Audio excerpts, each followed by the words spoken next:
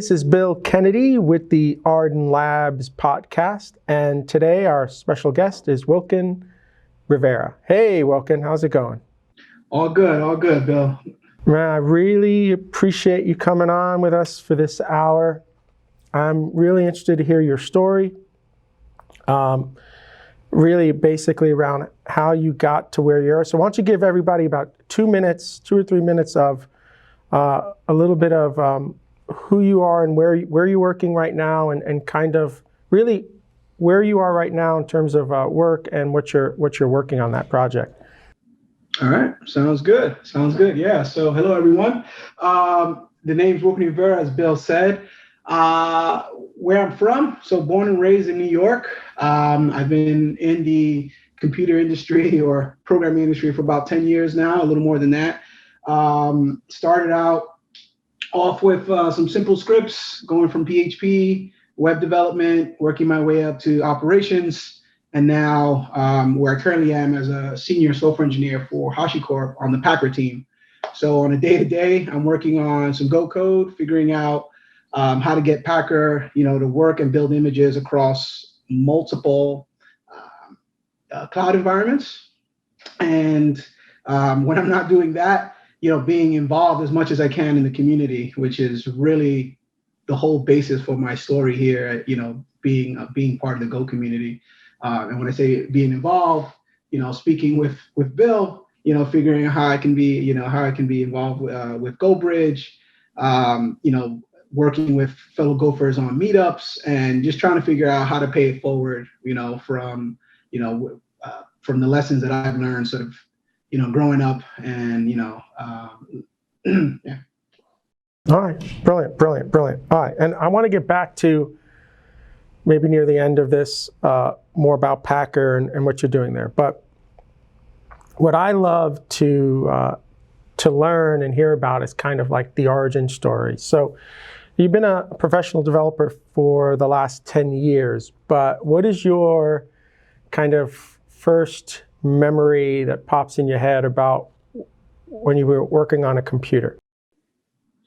First memory working on a computer. So my brother, I was 9. We had just moved back from Connecticut, and my brother actually landed a job doing IT for IBM, and he happened to bring me a small desktop. I forget exactly what it was, but that was my first machine there, and didn't really know what to do with it, to be honest with you. I wasn't really someone to I wasn't following the computer industry at all. I just happened to know about it because my brother was involved, and he bought me this machine. So I spent most of my time sort of clicking around Windows and playing Solitaire. But at that, when I was clicking around, I always thought like, oh man, would it be cool if I can sort of automate, some of this stuff that I'm doing, which again, wasn't much, mostly clicking, but I had this idea of like, wanting to automate. So that was my first interaction with a machine, mostly clicking, thinking about it would be great to automate, and playing Solitaire. So 9 years old, which puts you probably around 4th grade, and you're already thinking about automating some of the work that you're doing to play this game. Is that the idea there? Yeah. I find that's interesting because my business partner Ed has the same sort of need to automate things, right? Where I'm like the opposite. Sometimes I feel like if I spend the time to automate this, it could be time that I'm spending just getting it done. And so I've always had this type of trade-off on, do I really want to spend the time to automate this? And if I do, is that time worth spent, or do I just get this thing done? I guess it depends on how many times you've got to run something. So when do you, I want to get back to you being 9, but do you have some sort of philosophy around when you should automate something and when you should just knuckle down and just get whatever this thing is done?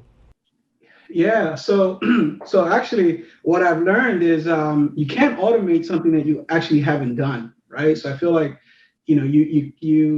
my philosophy is like, at least, do it at least once or twice manually to kind of really understand what it is you're trying to do and understand the parts that can and cannot be automated. I think, usually the first sort of go-to for folks who are like want to automate is like, all right, let's automate everything so it's repetitive. But the truth of the matter is that there are certain things that you can't automate, right? So I generally like to think about if I'm going to automate something, I like to go through it first manually to figure out what are the parts that can definitely be automated and what are the parts that can be sort of semi-automated. And what I mean by that is, hey, I can get to step A, but then there's some sort of manual intervention that needs to happen, and at that point, it's like, that manual intervention, can that be automated? Or is it truly a manual intervention? At that point, it's like, maybe there's too much effort to try to automate. So all in all, I really like to think about, I like to take the approach of, let me run through it once or twice. So you kind of get that fact of like, it's done, I did it. And then you use that as a sort of an opportunity to learn whether or not you can actually automate this thing and what would have to be automated. I love that because I meet a lot of people who, I shouldn't say a lot of people, I've met people, which it doesn't necessarily jive with me, who want to, like, maybe we'll call it pre-automation, right? Like, instead of doing it, they're immediately trying to think about, and I see this in code with abstractions, right? Like, start designing with abstractions instead of actually solving the problem first. I think it's a great correlation here. Because if you do it once and then you never need to do it again, which is where I always feel like that's the boat I'm sitting in all the time, then automating it wasn't worth the time. But I love that idea. Like, do it once, do it twice. You got to do it a third time. You got to do it a fourth time. Now maybe it's time to think about automating it. Brilliant. Okay, so you're 9, I guess you're around 4th grade. You got this computer. You're playing Solitaire on it, but you're starting to think about how I'm going to make that, automate some of that. So let's move, I guess, through high school at that point. So what year are we talking about anyway? Because I think knowing the year becomes important. So what are we talking about in terms of like high school? When you were a freshman in high school, what year roughly are we in? Yeah, you're asking me to do math on my day. I can barely remember my birthday. I was 9. I think it was, I want to say maybe 96. 96. So 4, 5, 6. So when you started high school, then we're talking about maybe 2000. Another 4. I think 96 is I was. When did you graduate high school? When did you graduate? I graduated in 2000. So I was finishing up. So I started high school in 96. 96. Okay. So let's go to 96 because that's interesting. In 96, I moved to Miami in 94. So it always gives me a good kind of place where we are.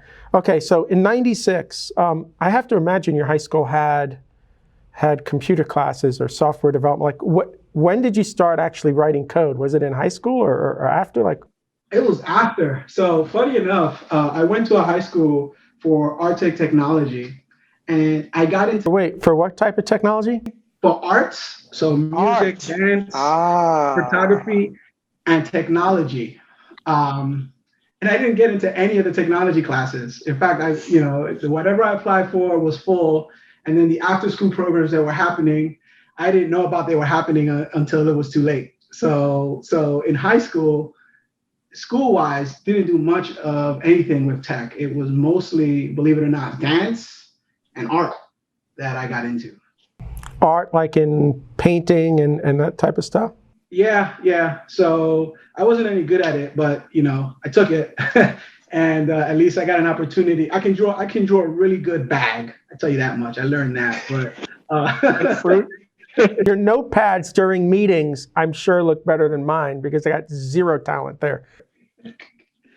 Yeah, but so during high school, not much coding, other than like what I was learning at home. And I'll get to that in a second. But for high school, the majority of it was actually, I got into dance, and I took dance for quite a bit, which was pretty cool. And then and then, like I said, the art.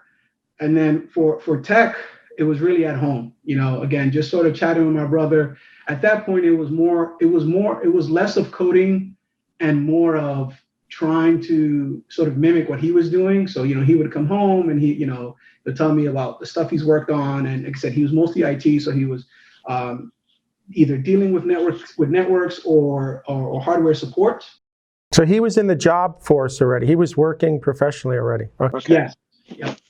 And so he had got me a laptop, and with an external CD-ROM and all these great hookups, and that was my setup. And then I broke it. So then he's like, "All right, fix it. I'm not going to help you. So you figure that out." I learned at that time I'm not really good with little things. My hands are kind of big, so I never fixed some of it. But the laptop was working, so that was good. Or should I say, I didn't get a chance to fix everything, but the laptop, that was working, and that's when I sort of got into Linux, just trying to understand what is this world of Linux, how it works, introduction to a terminal. But again, very, very rudimentary sort of intro of Linux and what this other world is. And then reading, that was my brother's his two big pieces of advice were, A, you got to pay your dues, right? So, and nothing's free, so always pay your dues. And then B, read as much as possible.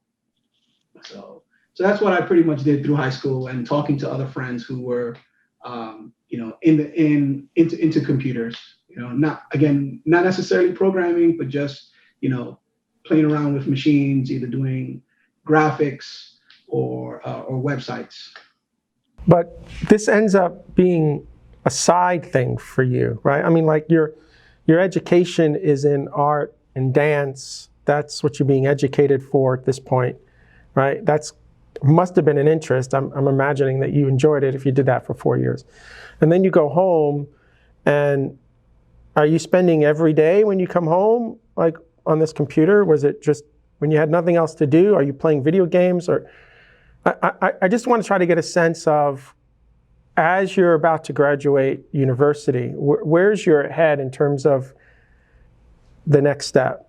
Was it in dance and art? Was it going to be technical and following your brother? So kind of going into your senior year, now having to make a decision.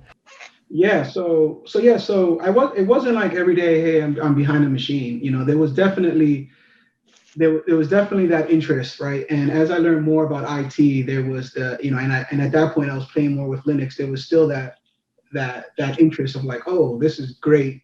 How do I automate things? How do I, there was that wow factor that sort of lived in me, like being able to, keeping in mind the whole clicking, mindset, just being able to click one thing and then have this machine do a bunch of things for you, right? What that was, I wasn't really sure. I wasn't, really sort of thinking about what the possibilities were. But the idea of sort of being able to step back and let this machine do something was great. I want to interrupt you for a second there. I want to get to my, but this is why I love these kind of interviews, because things come up. So two things here. Is this need or want for automation due to laziness or due to just wanting to be efficient? And those are two really specific words. Was it about efficiency or was it about laziness? Neither. It was all about, wow, wouldn't it be cool if I could come onto this machine and then press one thing and it does everything that I'm doing? So I guess efficiency, but I didn't really put it in those terms. It was that wow factor that made it so interesting to me, right? And what goes into that to make that happen? So what gets interesting to me then is there a concept of automation in art? Does this concept exist anywhere else? Because I feel like you were ingrained with it, but where did it come from? Because if you were saying to me, yeah, I mean, I tried to automate my dance in a way, I tried to automate my art, I tried to automate my, like, where did this idea come from? Because I can't imagine it was just isolated to the computer side. And I just find it fascinating that you had this need there, this excitement there. Does it show up anywhere else in your life? Yeah, I guess. I mean, when you put it like that, I guess I think it kind of boils down to I more towards the efficiency side, right? Or just understand, like thinking about my routines. I have my daily routines that I run through, and I guess if you think of, looking at it like that, it's like, hey, um, I want, how do I make this easier for myself, right? Um, and anyone else, right? And it's really the community in me, like the whole idea of community is big because every time I think of any project or anything I kind of work on, it's like, how does this help me and how does it help others, right? So to sort of boil that back to your original question, whether you can automate an art, and I don't really know, but I think I would probably say yes in the sense of you have this just general routine, right, of something that you do, and it becomes so natural. You do it so often that you don't even think about it, right? So I think at that point it's like not necessarily automation, but it's with experience. You just kind of go in, you do what you need to do, and you move on to the next thing, right? So that's how I sort of equate it. And for me, going back to being 9, I remember like thinking like, wow, wouldn't it be cool to do this, right? And I think it was probably more that wow factor then that over time just sort of grew into what it is that I like to do, which is build things that help me and eventually help others. But what I love is that you saw the possibility of it when you were in front of the machine. Like, whether you knew how to do it or not, right? You saw the possibility of it, that the possibility of being able to hit one button and a whole bunch of things happen. And I find that super interesting at 9 years old, to already be thinking about the efficiency. How do I make things more efficient? I think there could be efficiency in art, because if I'm drawing something and I know all the strokes that I have to do to take that, right? You start, right, I think you're saying there's experience and then wisdom in that, in dance, and in all of it. And it's just interesting to me because I don't have that art side. I don't have much of an art side either. I took it, but that doesn't mean that, high school in New York, I would say that I wasn't a bad student, but I definitely wasn't a student that I was more into dance than I was art, so we'll put it like that. All right, so you're a senior, right? So you're a senior now, and you've got to start thinking about what's coming after high school. So was college on your radar for the next step? Like, I think most of us kind of just default thinking it's going to be university. And then was it dance? Like, what were you thinking in terms of next step after high school? So it's always been computers. So one thing I sort of glossed over with the high school thing is, while most of my classes were around dance and and art, and not so much in technology, or tech, playing with machines was a big thing at home, right? Again, wasn't doing anything fancy, or at least I didn't, nothing to what I'm doing today. But there was always this interest. I applied to a few internships in high school, tech related, and I ended up getting one for New York City, and then ended up not taking it to become a doorman, which is a whole different story. Oh, we're not bypassing that. Yeah, that was great. But I worked with the computer teacher. I was his assistant for my last 2 years, and so I worked in the administration office there, helping him, do what he needs to do, and then helping out the office with any tech related things. At that point, it was sort of support, little desktop support, and then I kind of there. His administrative assistant was going to LaGuardia for computers. So I learned from him a little bit about programming. Also, again, from my brother, his exposure to the world in IT, and also, the systems that he dealt with. So got a glimpse of what was going on there, my reading. So by senior year, I already knew that I was going to go to a comp sci. I was going to do a comp sci program, at a university, with the interest of going into robotics, right? Because it's like, to me, I was like, oh, if I'm going to automate, then chances are robotics is where I want to be. Right? That was my mentality. So you really were engaged in the computer side of things at school, just not as a class, but as part of the administration, to the point where you even started applying for those were summer internships? Yep. To try to get some experience. Okay, so really cool. All right, so now you choose university, right? So I imagine you go to university and you start your computer science degree. Did you end up finishing that degree, a 4-year degree? So tell me a little bit about what you learned at university, and then kind of a little bit of that, right? A little bit of what you learned in university, what you liked, what you didn't like, and how much of that do you think is helping you today? Yeah. Okay. Cool. Yeah. So awesome. So university-wise, yeah, I did end up getting a bachelor's in computer science. I had applied to NYIT, the New York Institute of Technology, by Columbus, out of Manhattan, Columbus Circle, and I did a year there, and then I end up leaving to go to CCNY, City College of New York, and my main reason for leaving was that the CCNY had a capstone project and a mentor, and a sort of a mentorship program in comp sci, which I thought would be great to have, right?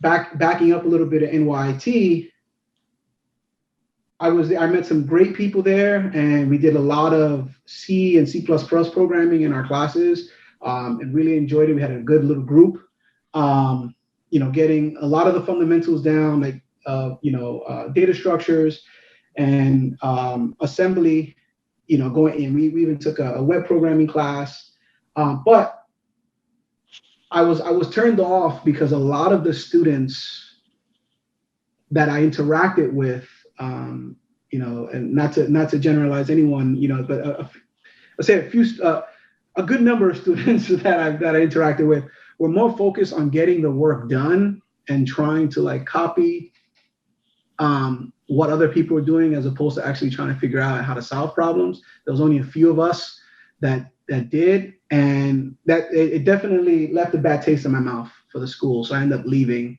and went to CCNY. And some of my other friends who were at NYT also ended up coming to CCNY, and that's where it really got interesting. I met a lot of folks who were into programming. I joined the open source group there. We built.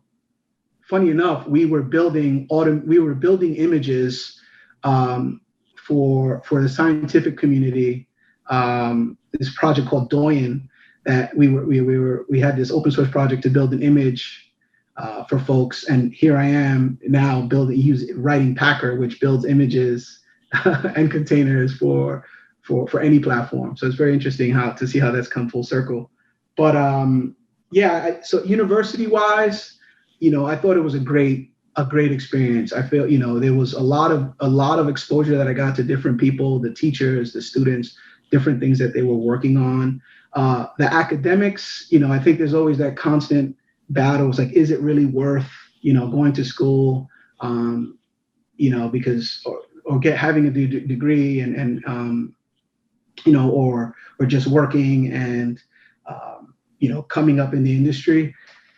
My short answer for me is not really. I think either one way or another, you have to get the education, right? Whether you get it in school or you get it outside, you kind of have to get it, right? I think, we don't use trees, or on a daily basis. Well, some people do, but the typical developer doesn't, right? And but that doesn't mean you should understand how they work, right? I think there's a lot of good perspective that can be gained by understanding data structures and just sort of the theories behind computer science, right?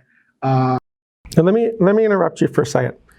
So what I'm hearing is that you weren't having the engineering conversations you wanted to at the original university. People were just about getting the assignments done one way or the other, but not necessarily caring overall how it worked and the engineering that went into it. So you got that side of it at the other school, which is really, I think, great. Like, if you know me, I'm always pushing design philosophy and guidelines and understanding why you're doing something, right? So you're getting that at the end of the university. But you're graduating university then around 2005, right?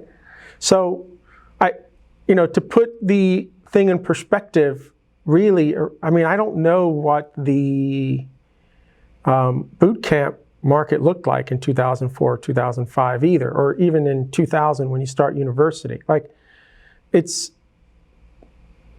may not have really have been an option, right? Like university, at least still, maybe today university isn't an option. I think I can almost make an argument that university, if you're not somebody who you know is going to succeed in university, I struggle in university, but in 1987, that was your next step, right? I struggled through it. I don't know if you really had other options to get the education you needed for the job market you were going to in 2004, or 2000, or say in 2000. So, but my real question then is, if you were graduating from university today, with hindsight, would you still go after the 4-year university degree, or would you try to go down this other alternate path and maybe shortcut that by a year or two? Yeah, that's a good question, and I think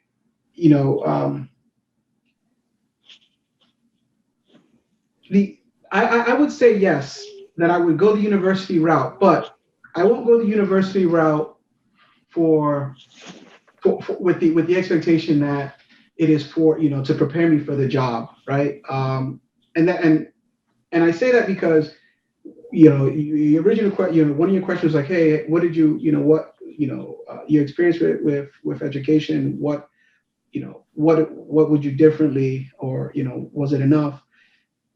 I don't think it's enough, right? I think I am where I am today not because of the schooling that I had, but more so about the hustle outside of school, right? Like me coming home, learning to program on the side, me learning about Linux, talking with people outside of school to figure out, how things work. That's what sort of helped me get to where I am today, right? And that's why I'm all big about community and growing relationships, because academics, they're great. And, you're like, hey, would I do it again? The reason why I say yes is because I look at the university, pre-COVID, as an opportunity to socialize, interact, get different levels of experiences in one location, right? Like you can sit down, yes, you have this opportunity to learn great things, but for me, the real takeaway is the people around you, right? The opportunity, the lessons that you learn from them. So that's why I sort of value, the university. And it's why I'm really pushing my kids to go away to school, because that's 50% of your education right there, being on your own, being responsible, meeting people, relationships. I agree. But let's be fair, right? In 2005, you're graduating university. The job market's actually pretty good in 2005, because this is really the beginning of what's happening in Silicon Valley, in a sense. Like, this is when, I think Google's now 2 years old. Oh no, Google's back in, not Google, but if we look at, I started a business in 2004, which ended up failing in 2008. And when I think about all the businesses that started around there, I think Instagram might be in that list. And I look back, there was a job market. Now it all collapsed in 2008 and 9, right? So my question is, there is a job market out there, I think in 2005. Companies are starting up. We're about to have at least 3 years of a tech boom there. Or maybe we're in the middle of it. I don't remember all the history. But do you think your college, university degree helped you for that first job? Because that first job is, at least today, it is ridiculously hard to get, right? Even my company, we're consulting and contracting. My clients want a year of experience, right? They're coming to us because they need the experience. They want people with that year of experience. I don't know where you go today. I don't know of companies that are hiring somebody just out of university. So back in 2005, maybe, I don't know. So I want you to talk to me about that first job. How long did it take to get it? Do you think your university degree helped or didn't matter? Kind of go through that first job that you got out of university. So yeah, my first job after university happened. I want to say maybe within the first 6 months of after graduating, and I think did my degree help? I think from the fact that most companies then were saying, hey, you have to have some sort of CS, at least on the job application, or I mean on the job description, a BS in computer science or some sort of degree in dealing with computers, or I think that was probably to the extent of it, because my first job, I was writing, I was working for a marketing company, email marketing company, writing backend services in PHP, right? Prior to that, I wrote PHP on my own, like for a small project, for a small website that we ended up building that we ended up using for our capstone project. And that was my only knowledge of PHP. When I got in there, I was nervous as hell because I had just gotten this job to write PHP and I didn't know much of it. But I was already familiar with programming. So when I interviewed, the questions were just simple logic, simple questions, most of which I got wrong. But the fact that when I spoke to the engineers, they saw that I had some knowledge in programming, and that I was humble enough to say, hey, I don't know how to do that. And usually when I don't know how to do something, I will ask the folks around me to see what they know and then how to figure out the problem. And that actually, I think that was enough for they're like, yeah, we can work with this guy. So again, did the schooling necessarily prepare me? I did not. The academic side, I didn't do. The stuff that I learned in school didn't directly correlate with the stuff that I was working on. Again, so it's possible that it did, because we because of the exercises that we got in school, I had more exposure to different programming exercises. So that already helped me, be comfortable enough to sit down and write code. But if you're someone who's not in a university and you're writing code, on your own, and you're comfortable, writing in whatever language, then I would say that's probably just good enough. That would be just as enough to get that same job. But I think you got the job, and I don't think you got the job because of your tech skill, right? You got the job because of your engineering skills in terms of design, guideline. Like the reason you went to CCNY, right? Was because that was the education and the experience you wanted to get. I think that's what got you the job, right? We already know that for most of the tech that you're learning in university, if you're looking to go into a business role, right? On the academic side, maybe that's different.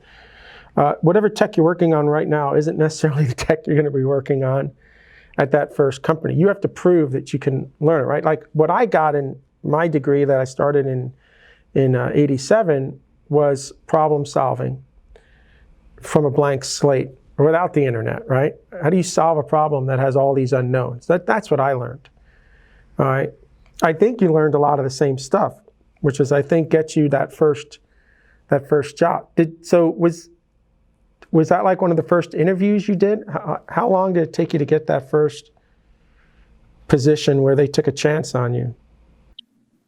Yeah, so I mean, just to touch on your point there about about why you think I got the job, I agree, and I think again, I think that kind of goes back to that exposure, that experience, right? And a lot of it I happened to get while I was at the university.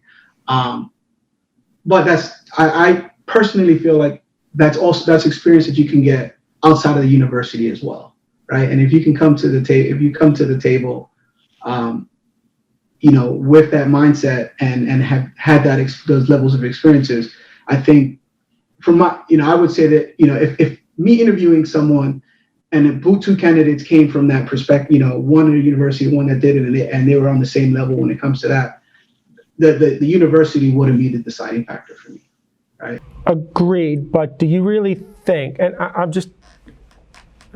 do you really think that in a 3-month boot camp, you could have gotten what you got out of 3 years of university in terms of education around engineering? Like, I don't know if you could have gotten what you got in those 3 years, in 3 months. I've worked with some people. I work with folks who've come out of the boot camp and they're amazing, right? And I think it goes back to hustle and drive, man. Like if you really want something and you're really interested, whether it be 3 months, 4 years, and you're putting the time and effort, I think you can make it happen, right? It's going to be a lot harder in a 3-month window. I'll tell you that much, spread across 3 months versus 4 years for sure. But you, at the end of the day, if you go to the university and you're doing nothing but classwork, that is probably not enough. If you're going into a boot camp and you're doing nothing but the boot camp exercises, that is probably not enough. I think you need to put in more effort and and really push the bar when it comes to learning and understanding what's going on, so that you get that exposure, so that when you come to the table, you have had different perspectives, right? And when I say push, that's not enough. I don't necessarily mean you have to write more code or do more work. I think it's about, again, speaking, getting different perspectives, learning from others, right? Working with others, having all those experiences that you would get, and working on a small code base, a simple project, so that when you come to the job, you can show that, hey, yeah, I can problem solve, I can work with folks, I can explain things technically, and we even bring them down for those who may not understand what I'm talking about, to your question, like 3 months versus 4 years, I think 4 years you probably have the advantage, or because of it's spread out over time, but I 3 months you can do some serious damage in 3 months, right? It's just a matter of how much time and effort you put in. Is it also then going to depend on the people you have around you? So, in other words, I think because of your brother, because of some of the experience you had at school with teachers, that maybe you would have been fine with a 3 or 4 month boot camp, because you had already been training for 10 years with your brother, right? So, the theme I'm hearing is that it's the collaboration with the right people that become really, really important. And what I love about where you are right now with HashiCorp, right? I'm gonna jump a little bit. We got 20 minutes left, so I'm gonna jump a little bit here.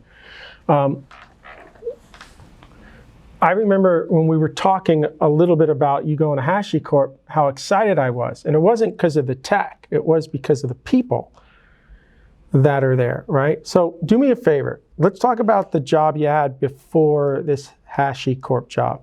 Let's just fast forward from that first job. And how many jobs did you have in between, say, that first job, which you got around 2005?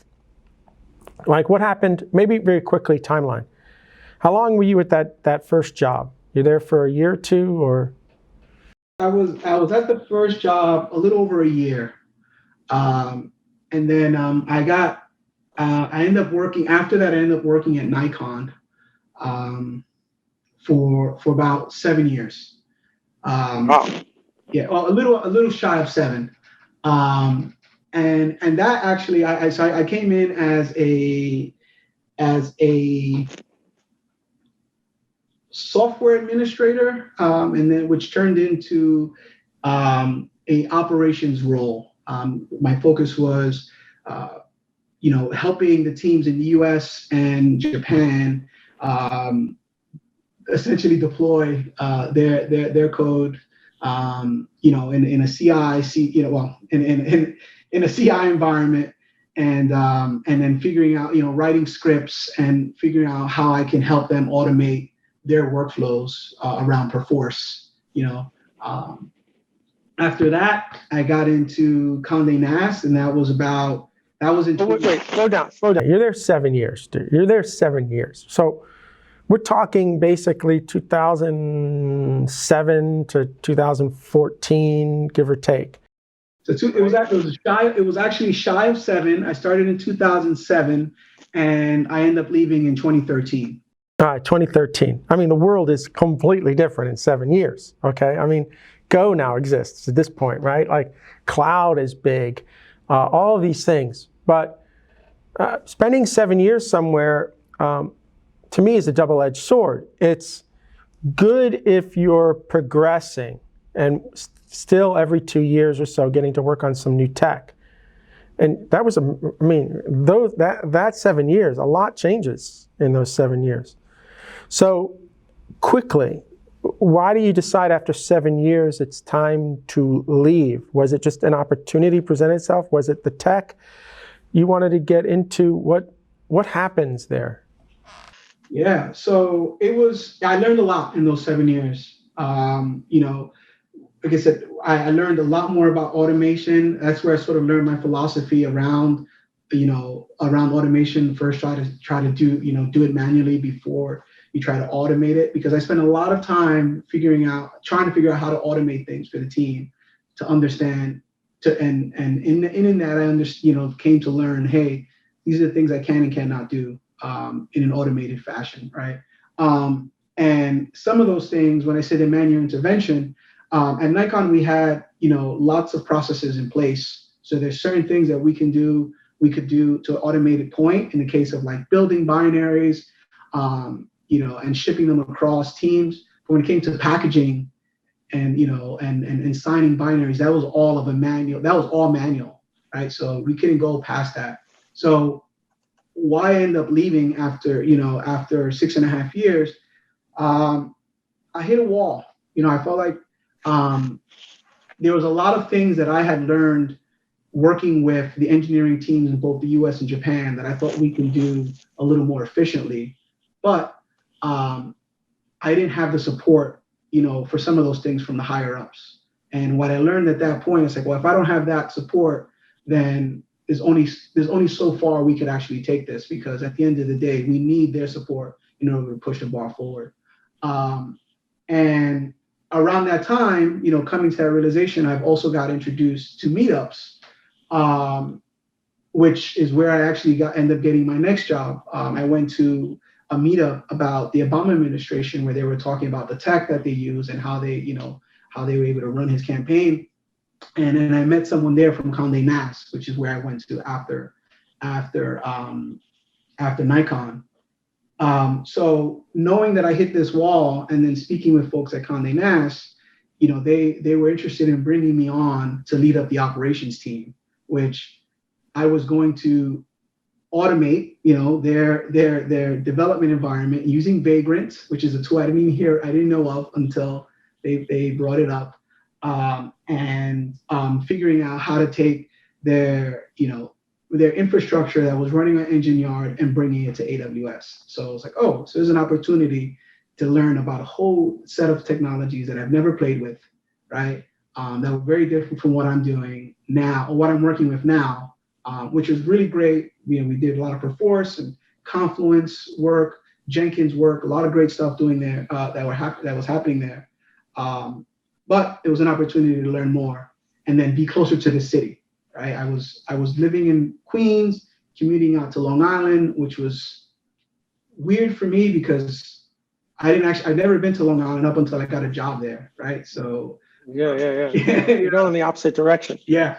So yeah, All right, so let me push you there a little bit. So how long are you at this company? Did you get to kind of, what things did you succeed at there? What things were you not able to accomplish? And then, like, how long were you there?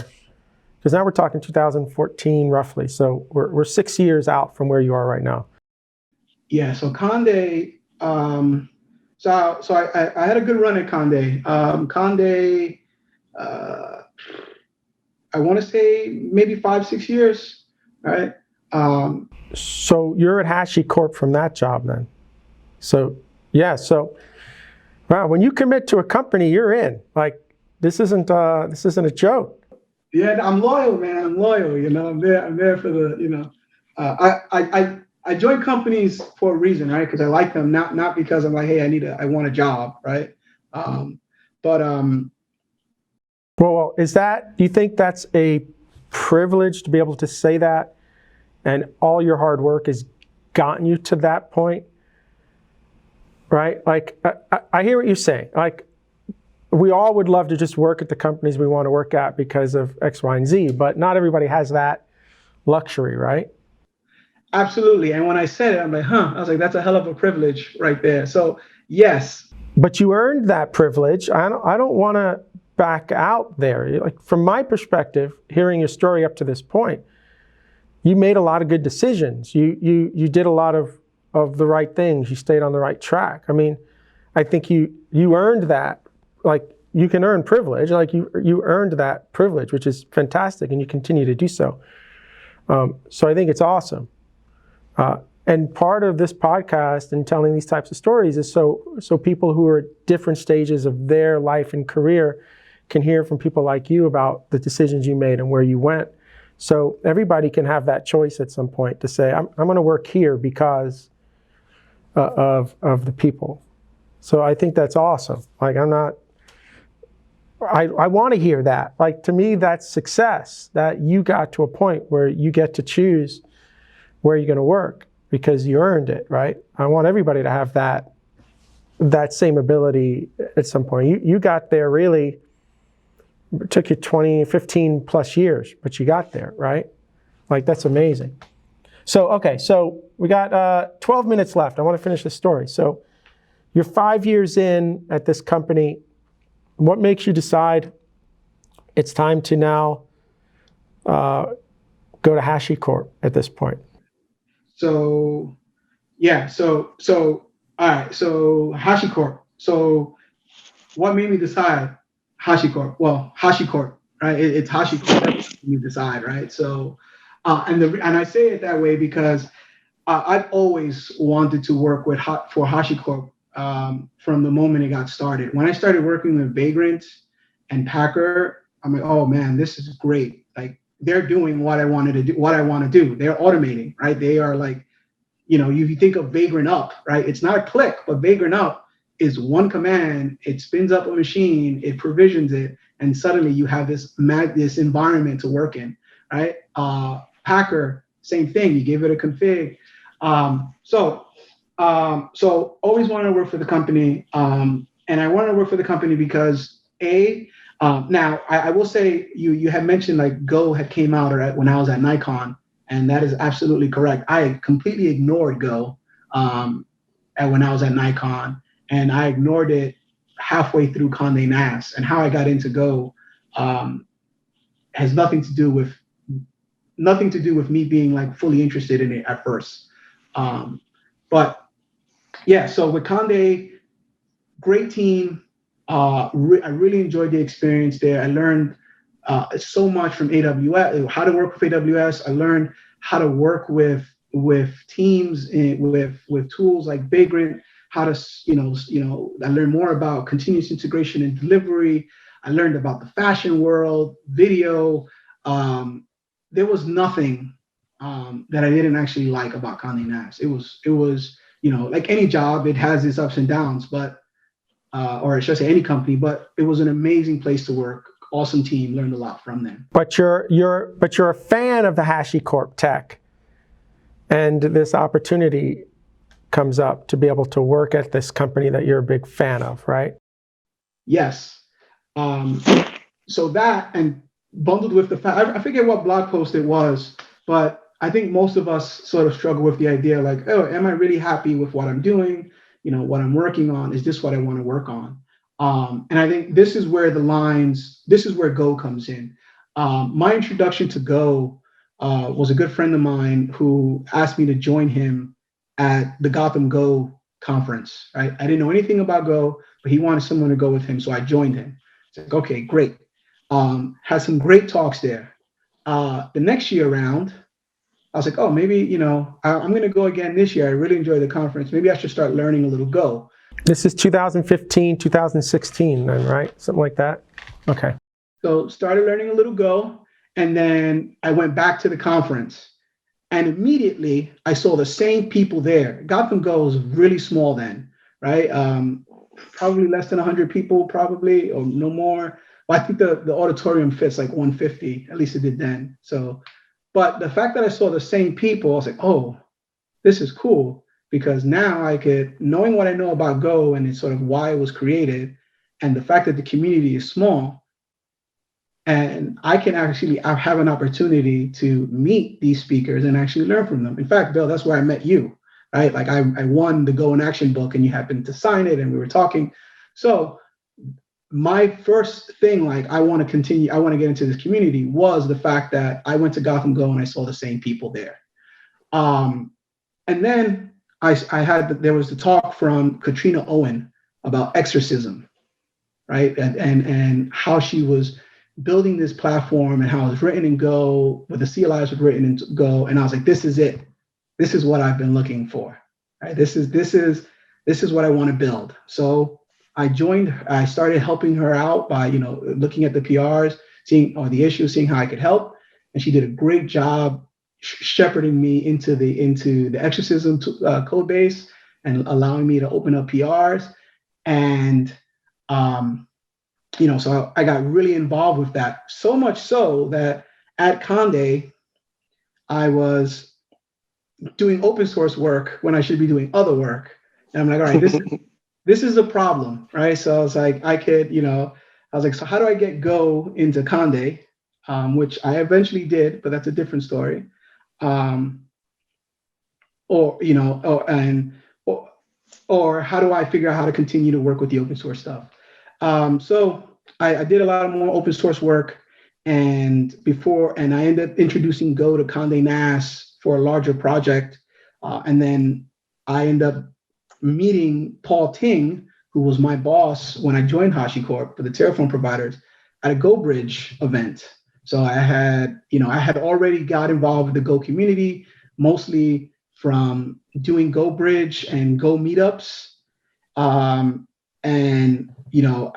You could sort of connect the dots. I met folks that eventually brought me back to HashiCorp. So I applied, and then HashiCorp happened. And when they were asking me why, I was like, well, HashiCorp wants to hire me. Like that was it. Like I had no other reason other than it's HashiCorp. Gotcha. So in the last 6 minutes we have, and this theme, maybe it's because of the people that I'm interviewing right now, or people that I know from the Go community, but in the last 5 minutes that we have, how important has meetups and conferences been, or for people who are maybe a little more introverted, how important can Slack be? How important is it, do you think, to have these relationships? And how can people develop them, especially if they're introverts, if it's important? Yeah. I think personally it's very important. I attribute a lot of the success that I've had to the people that I've met within the community. I am where I am now in the Go community because of the meetups, my interactions at the job. So I think, not to use me as a sole example, but I think when it comes to meetups and conferences, they're very important because of the perspective and the various levels of experience that you get, right? You get to see the world from different people's perspectives without actually having to live it. And I think that for me is the biggest takeaway from these meetups and from conferences. And I always like to recommend to people who are sort of new to the industry or wanting to get more to learn or up their knowledge a bit, to join meetups or conferences that have nothing to do with the languages that they work on, because it's those outside perspectives that you get that you can learn something from and then bring back and then change how you do things, or change how others are doing, or build on top of, right? And that's, I think Go, to use it as an example, is perfect in that sense, because if you listen to the talks from Rob Pike, when they built Go, they took all these different parts from different points, from different languages, and figure out this is what works well, and this is what we want to use, right? And so if you use that and think about how does that, and as an analogy for meetup, it's the same thing. You're kind of going out there, you're speaking to people, you're getting all these bits and pieces, and it's helping you as an individual grow. And at the same time, you are going to meet people who will help you, change your future as you will help them, right? Because you're all working in the same industry, and chances are you're going to run into each other once again, and you're going to be in a position to help them, or they're going to be in a position to help you. Last 3 minutes here. You're at HashiCorp. You've been there now for 2 years? Going on 2 years. 2 years in January. So that means you got at least another decade before you leave. I get it. But just in the last couple of minutes that we have here, because where would you like to see yourself in the next 3 to 5 years? Like, you're young. You're a young guy. You've got 10 professional years already in the industry, right? I mean, you got at least another 20 to go if you stay interested. What's your goal? Do you have any goals right now? Are you looking maybe to start a company one day? You're looking to be the CTO? Or you just want to be an engineer for the rest of your life, just heads down, banging it out? Yeah, it's a great question, and something I always think about, and I don't have a concrete answer. I don't want to start a business. I ran a business in college. Like I did a small sole proprietorship before Nikon. That's how I got through college, and I realized I don't want to be a business owner. It's a lot of work, so I'm like, it's not for me.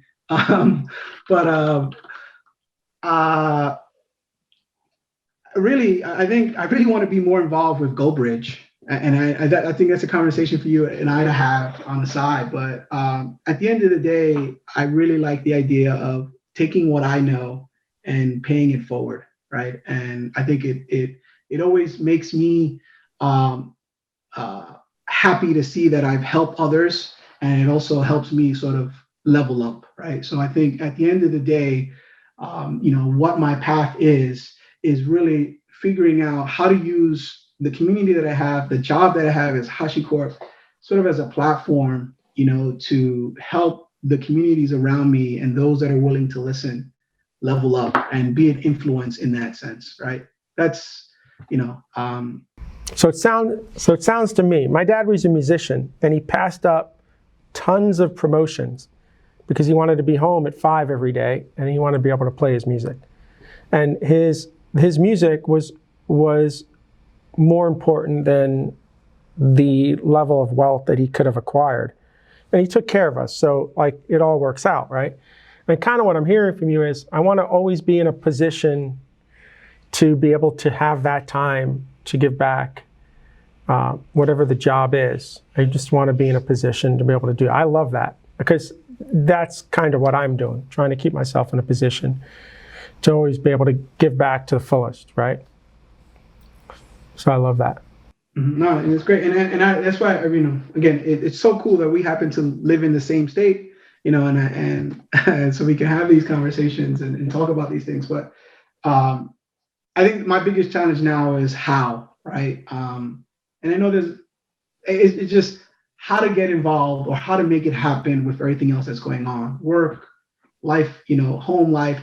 How to keep that balance and still at the same time pay it forward on a larger scale. I mean, I try to pay it forward as best as possible from home, again, remote meetups when I can, people I meet on well, not necessarily in Florida, but back in New York, folks that I would meet, help, how to pay it forward there. But now I think the biggest question is, how do I do that from where I am now, right? And what that looks like.